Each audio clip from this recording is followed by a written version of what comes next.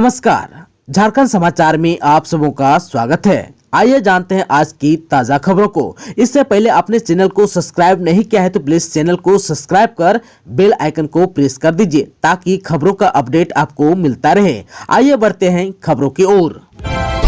झारखंड में 8वीं बोर्ड की परीक्षा कल से शुरू, करीब 5.5 लाख परीक्षार्थी होंगे शामिल। झारखंड एकेडमिक काउंसिल यानी जैक की 8वीं बोर्ड की परीक्षा मंगलवार से शुरू हो रही है। यह परीक्षा आगामी 11 जुलाई 2022 तक चलेगी। जैक ने परीक्षा की तैयारी पूरी कर ली है। इस परीक्षा में राज्य के 15,000 स्कूलों में से करीब 5.5 लाख विद्यार्थी शामिल होंगे। परीक्षा सामग्री सभी जिलों को भेज दिया गया है। इस परीक्षा को लेकर राज्य भर में 3200 केंद्र बनाए गए हैं। आप सबको को बता दूं कि यह परीक्षा 2 चरणों में होगी। प्रथम चरण की परीक्षा OMR सीट पर हुई थी। अब दूसरे चरण की परीक्षा उत्तर पुस्तिका पर ली जा रही है। प्रश्न पत्र पढ़ने के लिए विद्यार्थियों को 15 मिनट की अतिरिक्त समय दिया जाएगा। दोनों चरणों के अंकों के आधार पर फाइनल रिजल्ट जारी किया जाएगा। 20 अंकों का आंतरिक मूल्यांकन स्कूल स्तर पर होगा। स्कूल 12 से 26 जुलाई तक आंतरिक मूल्यांकन का अंक अपलोड कर सकेंगे। 8वीं बोर्ड परीक्षा में असफल विद्यार्थियों के लिए विशेष परीक्षा का प्रावधान भी है। सीएम हेमंत का बड़ा ऐलान, बोले पुरानी पेंशन योजना होगी लागू। झारखंड के मुख्यमंत्री हेमंत सोरेन ने राज्य के सरकारी कर्मचारियों के लिए बड़ा ऐलान किया। उन्होंने कहा कि मेरी कोशिश है कि मैं 15 अगस्त तक पुरानी पेंशन योजना बहाल कर दूं और इसे लेकर मैं आश्वस्त भी हूं क्योंकि मेरा प्रयास ईमानदार है। उन्होंने कहा कि अगली बार मैं जब भी आऊं तो इसके कागजात के साथ मैं आऊंगा। उन्होंने इसकी घोषणा मोरहाबादी स्थित फुटबॉल मैदान में आयोजित national movement for old pension scheme के पेंशन जयघोष महासम्मेलन में की। सीएम कार्यक्रम में मुख्य अतिथि थे। राज्य भर के सरकारी कर्मचारी पुरानी पेंशन व्यवस्था लागू करने की मांग को लेकर काफी समय से आंदोलन कर रहे हैं। विभिन्न विभागों के कर्मचारी ANMPOS के बैनर तले आंदोलनरत भी थे। आप सबको को बता दूं कि राज्य भर के सरकारी कर्मचारी पुरानी पेंशन व्यवस्था लागू करने की मांग को लेकर काफी समय से आंदोलन कर रहे हैं। विभिन्न विभागों के कर्मचारी ANMPOS के बैनर तले आंदोलनरत भी थे।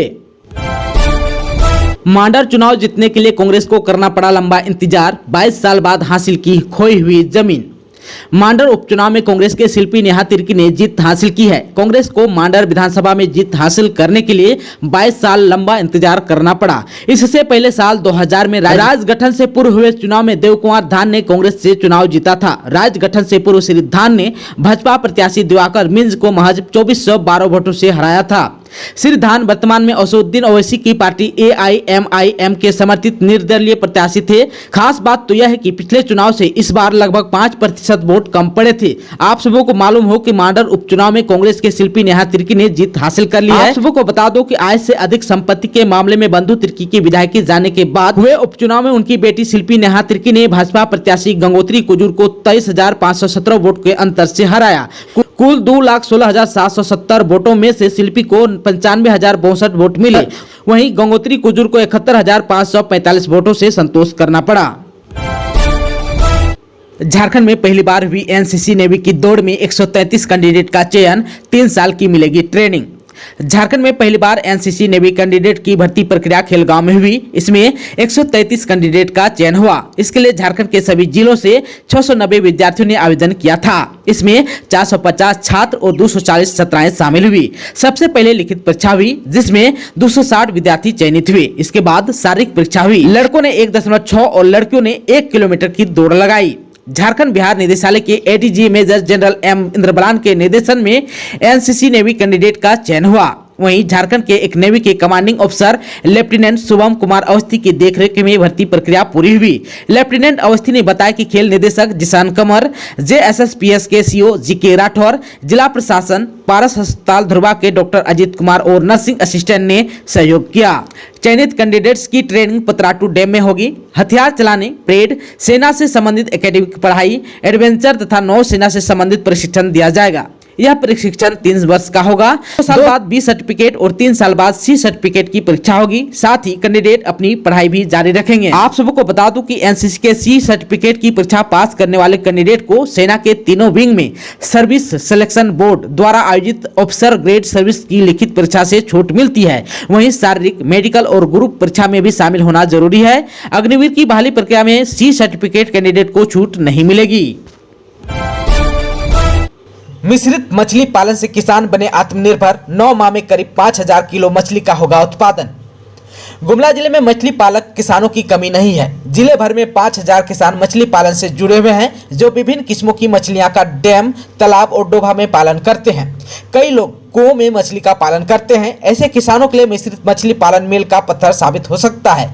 मिश्रित मछली पालन में एक ही जगह पर भारतीय मछलियों में कतला, राहू, मृगल तथा विदेशी मछलियों में सिल्वर क्राफ, ग्रास क्राफ एवं कोमर क्राफ जैसी मछलियों का पालन कर उत्पादन किया जा सकता है। महज 1 हेक्टेयर जल क्षेत्र में उचित मात्रा में रासायनिक खाद, जैविक खाद, अच्छे मत्स्य बीज का संचय और पूरक आहार का प्रयोग करते हैं तो महज 8 से 9 माह में ही 3 से 5 हजार किलोग्राम तक मछली का उत्पादन किया जा सकता है। तालाब में 8 से 9 माह तक संचय करने के बाद बिक्री करने के लिए मछलियों को तालाब से निकाल सकते हैं, जिससे मछली पालक किसान महज 1 साल में ही लाखों रुपए की कमाई कर सकते हैं। देवघर एयरपोर्ट को मिला सभी टेक्निकल लाइसेंस, डीजीसीए ने रनवे को बताया बेहतरीन। श्रावणी मेले से पहले 12 जुलाई को प्रधानमंत्री नरेंद्र मोदी के हाथों देवघर एयरपोर्ट के उद्घाटन की संभावना को देखते हुए डीजीसीए ने देवघर एयरपोर्ट को सभी प्रकार की टेक्निकल लाइसेंस सौंप दी।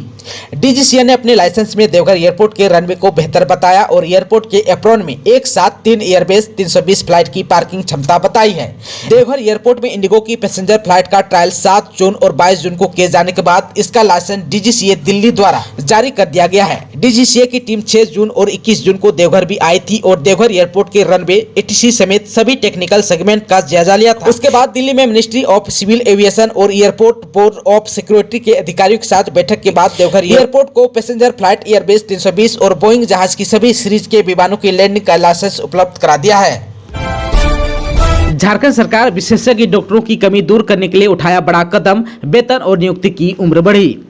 झारखंड सरकार ने राज्य में विशेषज्ञ चिकित्सकों की कमी को दूर करने के उद्देश्य से नियुक्ति नियमावली में संशोधन किया है। इसके तहत सामान्य जाति के विशेषज्ञ चिकित्सकों की नियुक्ति अब 45 वर्ष और SC/ST के नियुक्ति 50 साल की उम्र तक की जा सकेगी। साथ ही विशेषज्ञ चिकित्सकों को पे बैंड 3 के लेवल 11 में 15,600 से 34,800 का वेतनमान और 6,600 रुपये का ग्रेड पे दिया जाएगा। सरकार ने यह निर्णय डॉक्टरों और उनके संगठनों द्वारा दिए गए सुझाव के आलोक में लिया है। सुदूरवर्ती गांवों तक पहुंचकर हॉकी सिमडेगा 30 खिलाड़ियों का किया चयन, जिला मुख्यालय में मिलेगी ट्रेनिंग। सिमडेगा जिला के सुदूरवर्ती गांव में हॉकी सिमडेगा की टीम पहुंचकर प्रतिभा संपन्न खिलाड़ियों का चयन किया। इस दौरान सुदूरवर्ती इलाकों के विभिन्न गांवों में चयन आयोजित कर 10 से 14 वर्ष के खिलाड़ियों का चयन किया गया। चयन ट्रायल के लिए आए कुल 987 खिलाड़ियों में से 123 खिलाड़ियों का चयन किया गया था।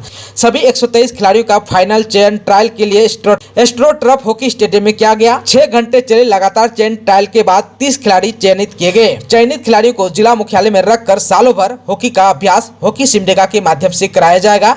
खिलाड़ियों को अभ्यास करने के बाद इन खिलाड़ियों को राज्य के एवं देश के विभिन्न बड़े खेल प्रशिक्षण केंद्रों में भेजने के साथ ही राष्ट्रीय एवं राज्य स्तरीय हॉकी प्रतियोगिता में खेलने का अवसर दिया जाएगा।